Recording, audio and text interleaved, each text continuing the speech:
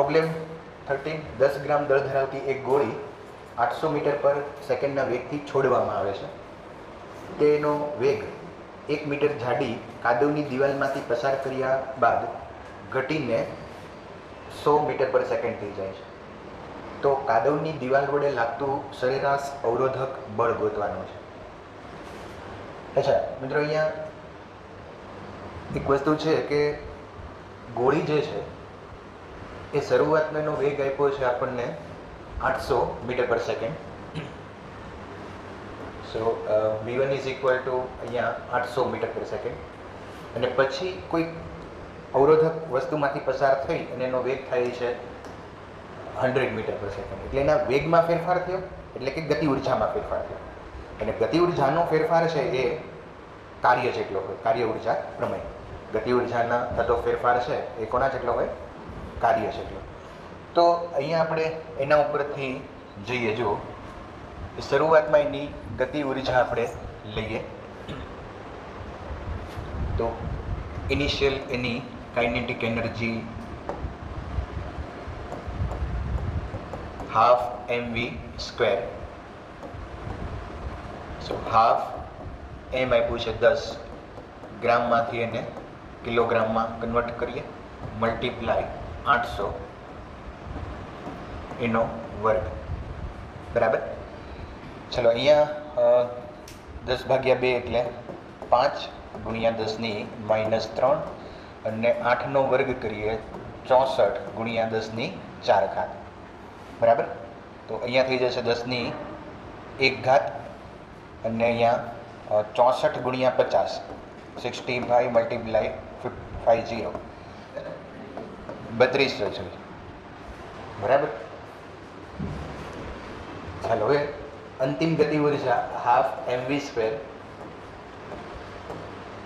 સો half m એટલે 10 ગુણ્યા 10⁻³ અને v2 એટલે 100 આપ્યું છે એનો સ્ક્વેર. ચાલો, અહીંયા થઈ જશે, આ થઈ જશે 5 × 10⁻³ ઇન્ટુ 10⁴. તો અહીંયા આવશે 50. સો અંતિમ ગતિ ઉર્જા આવશે 50 જૂલ. પ્રારંભિક છે એ 3200 જૂલ.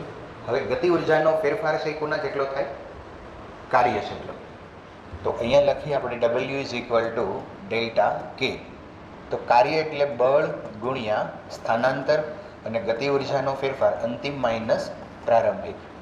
ચાલો, બળ ગુણ્યા સ્થાનાંતર આપ્યું છે 1 મીટર ઇઝ ઇક્વલ ટુ અંતિમ ગતિ ઉર્જા છે એ 50 છે, માઇનસ પ્રારંભિક છે એ 3200 છે. સો ફોર્સ આવશે -3150 જૂલ. આટલું અવરોધક બળ લાગે. માઇનસ એટલે આવ્યું છે કારણ કે એ અવરોધક બળ છે. બરાબર. ચાલો, નેક્સ્ટ પ્રોબ્લેમ લઈએ આપણે. શસ્ત્ર પ્રદર્શનમાં એક પોલીસ ઓફિસર 50 ગ્રામ દળ ધરાવતી એક ગોળી 200 મીટર પર સેકન્ડના વેગથી 2 સેન્ટીમીટરના નરમ પાટિયા પર છોડે છે. ગોળી તેની ગતિ ઉર્જાના 10% જેટલી ગતિ ઉર્જાથી બહાર નીકળે છે. તો ગોળીની બહાર નીકળવાની ઝડપ કેટલી હશે? અચ્છા મિત્રો, અહીંયા વસ્તુ શું આપી છે કે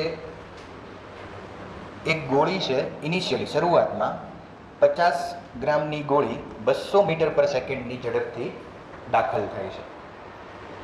તો એની ગતિ ઉર્જા છે એ કેટલી થાય? કે is equal two half mv square. ઉપરથી કેલ્ક્યુલેટ કરીએ. હાફ m 50 ગ્રામમાંથી કિલોગ્રામમાં જઈએ અને v આપ્યું છે 200 એનો સ્ક્વેર. ચાલો, અહીંયા થઈ જશે 25 ગુણ્યા 10⁻³ 2નો વર્ગ કરો તો 4 અને 2 ઘાત છે એટલે 10⁴. તો અહીંયા 25 ચોકું 100 અને એક આનો પોઈન્ટ આવશે એટલે 1000 જૂલ. આટલી ગતિ ઉર્જા થઈ. ક્વેશ્ચન શું કહે છે સમજો કે આટલી ગતિ ઉર્જાવાળી ગોળી જ્યારે નરમ પાટિયામાંથી પસાર થાય, સપોઝ અહીંયા પાટિયું છે, અહીંયાથી જ્યારે દાખલ થાય છે ત્યારે એની કાઇનેટિક એનર્જી છે એ 1000 જૂલ છે. જ્યારે બહાર નીકળે છે, આ પાટિયામાંથી જ્યારે બહાર નીકળે ત્યારે એની ગતિ ઉર્જાની 10% જેટલી ગતિ ઉર્જાથી બહાર નીકળે છે. એટલે કે એની 90% ગતિ ઉર્જા આ પાટિયામાં લોસ થઈ જાય છે. 10% જેટલી ગતિ ઉર્જાથી બહાર નીકળશે. તો ફાઇનલ ગતિ ઉર્જા છે એ કેટલી હોય? તો કે ઇનિશિયલ જે ગતિ ઉર્જા છે એના 10% હશે. ફાઇનલ ગતિ ઉર્જા કેટલી હશે? જે ઇનિશિયલ ગતિ ઉર્જા છે એના 10%. ઓકે, ચાલો. તો શરૂઆતની ગતિ ઉર્જા કેટલી છે? 1000 જૂલ. એના 10% એટલે 10/100. અને kf એટલે અંતિમ ગતિ ઉર્જા. તો અંતિમ ગતિ ઉર્જા એટલે કે હાફ mv². ચાલો, અહીંયા છેદ ઉડાડી દઈએ આપણે. 0 કેન્સલ થઈ જશે, એક અહીંયા કેન્સલ થઈ જશે, આ 2 ને આ બાજુ લઈ લો એટલે અહીંયા થઈ જશે 200 ડિવાઇડેડ બાય માસ. માસ કેટલું આપ્યું છે આપણને? 50 ગ્રામ આપ્યું છે, એને કિલોગ્રામમાં કન્વર્ટ કરીએ. 0 કેન્સલ થઈ જશે, અહીંયા આવશે 4 5 20 અને આને ઉપર લઈ લો તમે તો આ થઈ જશે 4000 અને વીએફ સ્ક્વેર કાઢ નાખો તો અહીંયા મિત્રો કરવું પડશે રૂટ. ચાલો, 4000નું રૂટ કરો તમે 63.2. ચાલો, હવે એક પ્રોબ્લેમ આપ્યો છે. એમ દળનો કણનો વેગ v = a√x સાથે ગતિ કરે છે. જ્યાં a છે એ અચળ છે, તો બધા બળ વડે થતું કાર્ય x = 0 થી x = d સુધીના સ્થાનાંતર દરમિયાન કેટલું હોય? જો દાખલો બે રીતે ગણી શકાય. આપણે કાર્ય ગોતવું છે, બરાબર? કાર્ય ગોતવું છે અને કણનો વેગ આપ્યો છે, બરાબર? તો વેગ ઉપરથી તમે ગતિ ઉર્જા મેળવી લો. ગતિ ઉર્જાનો ઉપયોગ કરીને એનો ફેરફાર કરીને કાર્ય મેળવી શકે. કાર્ય ઉર્જા પ્રમેય. ગતિ ઉર્જાનો ફેરફાર છે એ કોના જેટલો હોય? કાર્ય જેટલો. તો આપણે અહીંયા પહેલી એક મેથડ કરીએ કે જેમાં ગતિ ઉર્જાનો ફેરફાર કાર્ય જેટલો છે એના ઉપરથી ગણીએ. જો પહેલાં આપણે ગણીએ અંતિમ ગતિ ઉર્જા હાફ mv² મુજબ. વીની જગ્યાએ આપણે લખશું a√x,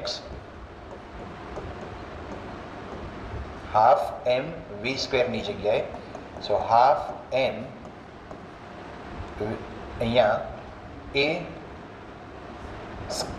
અને x ની જગ્યાએ લખશું આપણે d.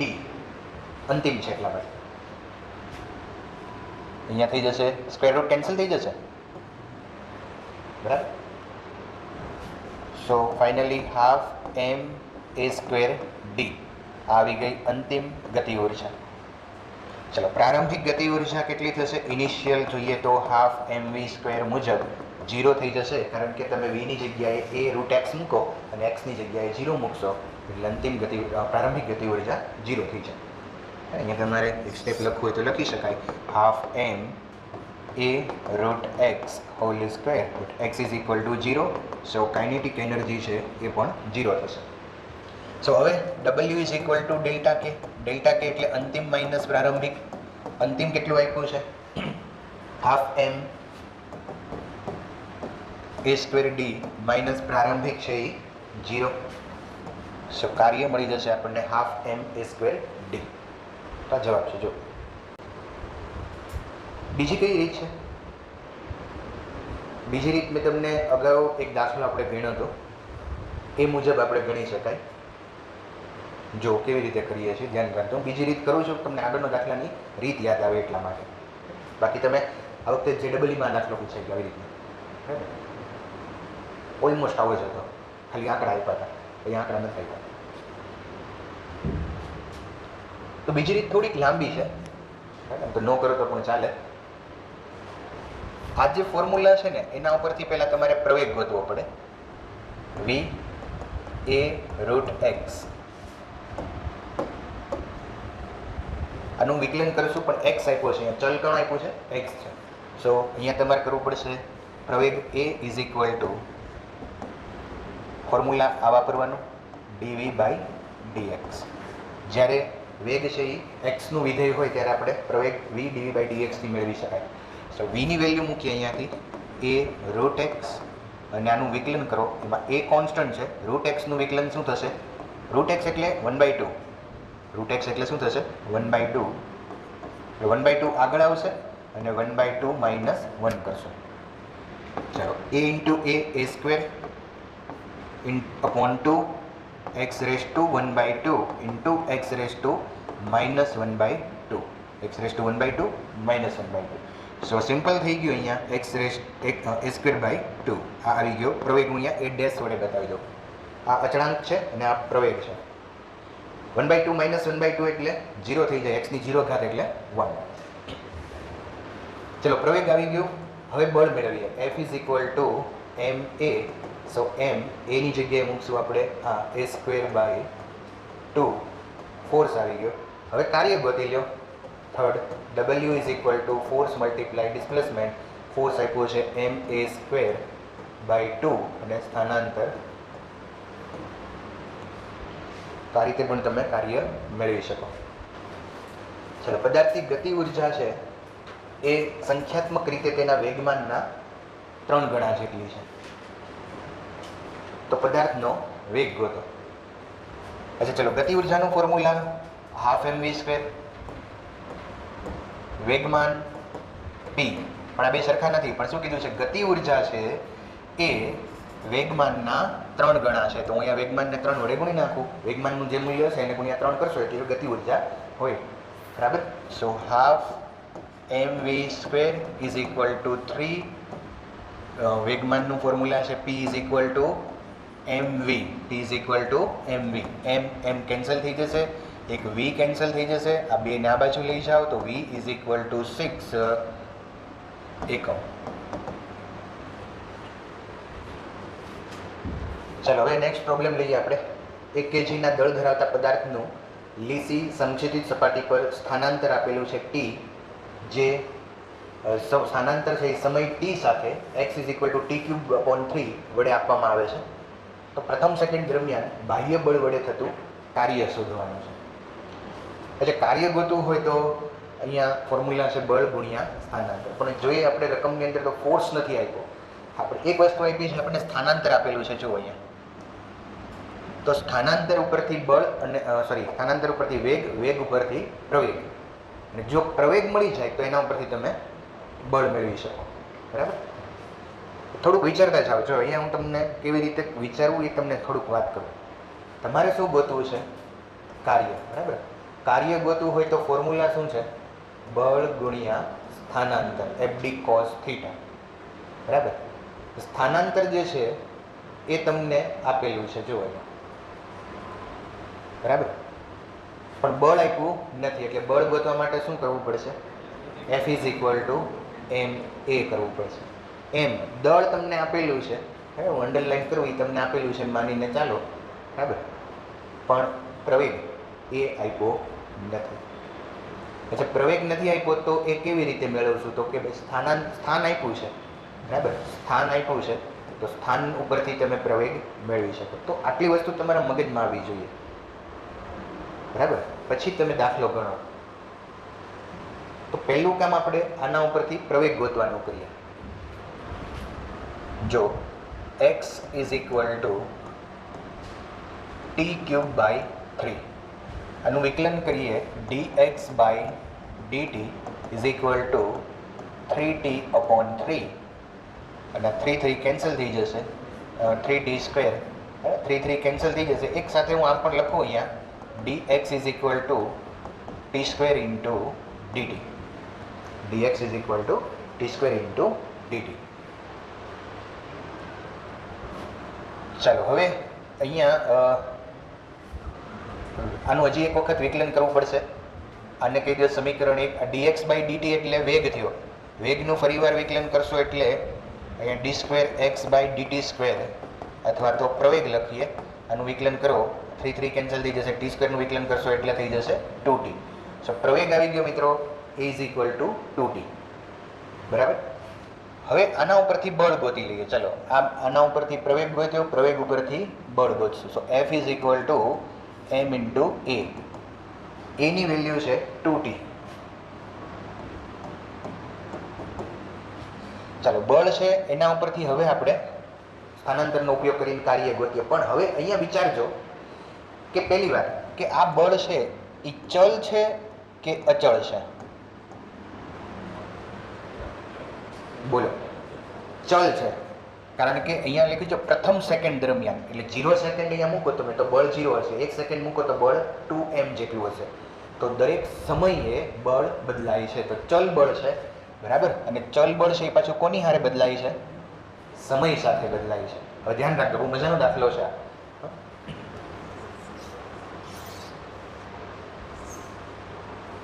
ચાલો, તો હવે આપણે બળ ચલ હોય ત્યારે કાર્યનું ફોર્મ્યુલા છે W integration F into D. W integration F into D into X DX. Limit લેખશું, લિમિટ શું લેશું અહીંયા?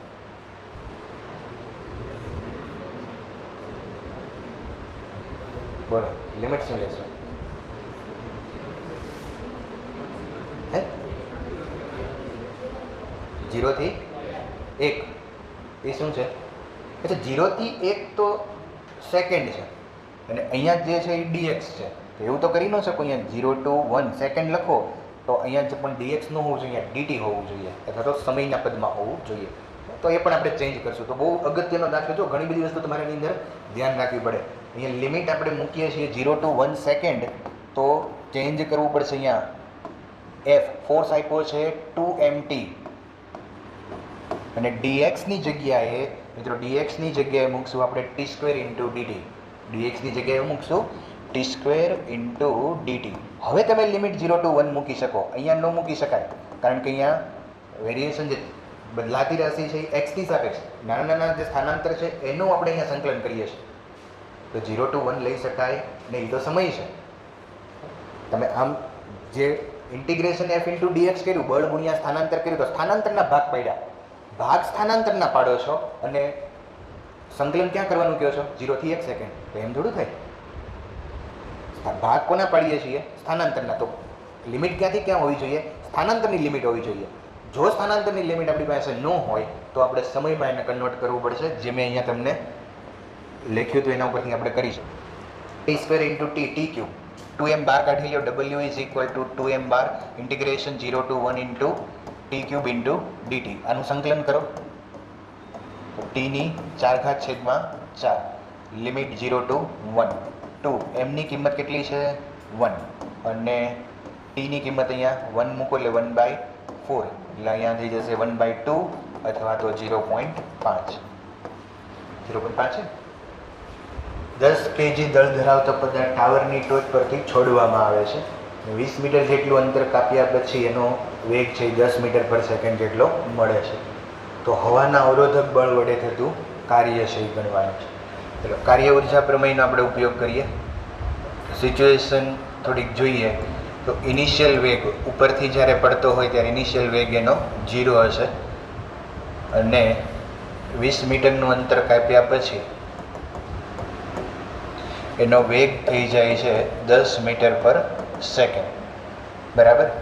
તો અવરોધક બળ વડે થતું કાર્ય ગોતવાનું છે. જે કાર્ય ઉર્જા પ્રમેયનો અહીંયા ઉપયોગ કરીએ તો પહેલું સ્ટેપ કાર્ય ઉર્જા પ્રમેયનું કે અહીંયા પ્રારંભિક સ્થાન અને અંતિમ સ્થાન પાસે એની ગતિ ઉર્જા છે એ લખવાની છે. તો એની પ્રારંભિક સ્થાન પાસે અહીંયા ગતિ ઉર્જા જે છે, ઇનિશિયલ ગતિ ઉર્જા 0 થશે, પ્રારંભિક વેગ 0 છે. ફાઇનલ ગતિ ઉર્જા છે એ 12mv².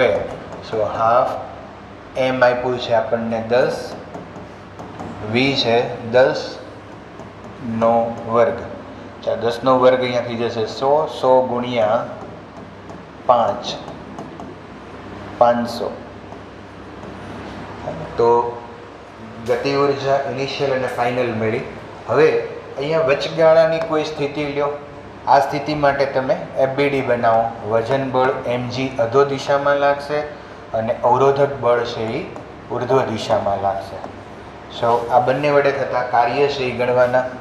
W1 ધારો કે અવરોધક બળ દ્વારા થતું કાર્ય છે એ આપણે લખીએ R ઇન્ટુ ડી, અવરોધક બળ ગુણ્યા સ્થાનાંતર, જે આપણે ગોતવાનું છે. અને W2 વજન બળ દ્વારા થતું કાર્ય mg, બળ ગુણ્યા સ્થાનાંતર. ચાલો, બળ આપ્યું છે, દળ આપ્યું છે 10, g 10 અને સ્થાનાંતર છે 20. તો અહીંયા થઈ જશે 2000 જૂલ, બરાબર. હવે શું કરશું? તો તો હવે કાર્ય ઉર્જાનો અહીંયા પ્રમેયનો ઉપયોગ કરીએ. W is equal to delta કે.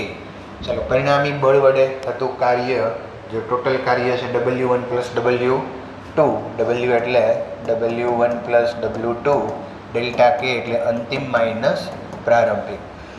W1 આપણે મેળવવાનું છે, વત્તા W2 છે એ 2000 છે. KF અંતિમ ગતિ ઉર્જા આપણે લઈ આવ્યા, કેટલી લઈ આવ્યા છીએ? માઇનસ પ્રારંભિક 0. સો W1 is equal two 500 minus 2000. તો કેટલી આવશે મિત્રો? માઇનસ 1500 જોયું. અવરોધક બળ વડે થતું કાર્ય છે એટલે માઇનસ આવશે. કેટલા ને આવ્યો તો જવાબો?